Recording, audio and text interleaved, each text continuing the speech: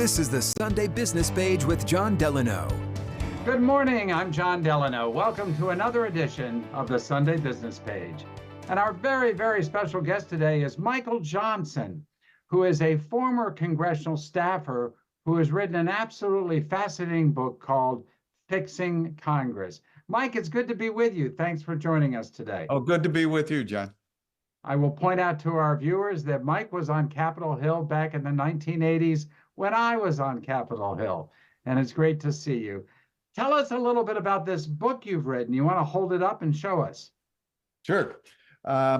This has been a project of a number of years by a former colleague of mine, Jerry Clymer, and we just got more and more disenchanted with people walking away from politics, turning it off, and the dysfunction of Congress, and realizing that in the end, the founders wanted the citizens to run the government through their representatives, and that has just gotten totally out of whack. So we wrote a book intended for citizens so that they could educate themselves and learn about reforms that they could push with their representatives.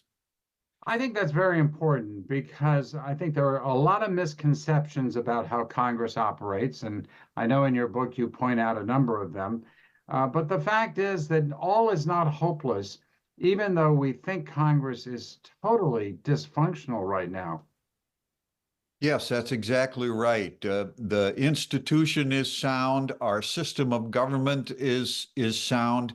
The basics are there. We have just lost sight of the intent of the founders and what citizens need to do, not only to vote, but also to exercise their responsibilities to keep things on track, because it's off the rails. It is off the rails. So let me ask you, we could spend hours on this topic. Yes, we could. Dysfunction of Congress and how to fix it. But take 60 seconds. What are some of the key things that could be done to fix Congress? Well, first of all, Congress has to reform itself. There are so many procedures that are no longer effective and actually circumvent the legislative process. So there are many reforms. The budget, particularly, the budget process is so out of whack, and that affects all of our lives, businesses and citizens alike. And we based the book on 5 basic fundamental changes that need to be made.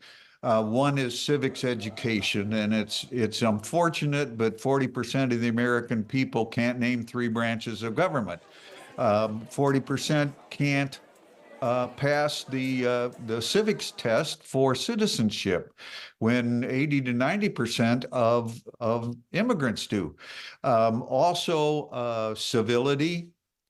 We've got to get back to a civil environment where we can talk with each other and reach compromise. And media literacy is very important now, because there is so much disinformation out there, and especially on social media. 57% of the American people think incivility is promulgated on social media. And finally, it's civic activism. Eisenhower, I remember so well, said that a famous Frenchman said, war is so important now that we can't leave it to the generals. And politics has become so important, we can't leave it to the politicians. Well, I think you've done an excellent job summarizing exactly what you advocated. I couldn't agree more with the lack of civility in the Capitol Hill in our day.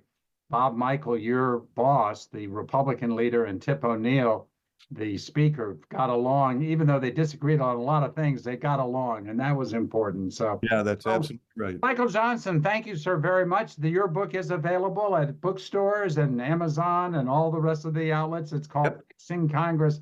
Thank you, sir, very much for spending time with us today. Well, good to see you again, John, and thank you very much. And thank you for watching this edition of the Sunday Business Page. Have a great Sunday, everybody.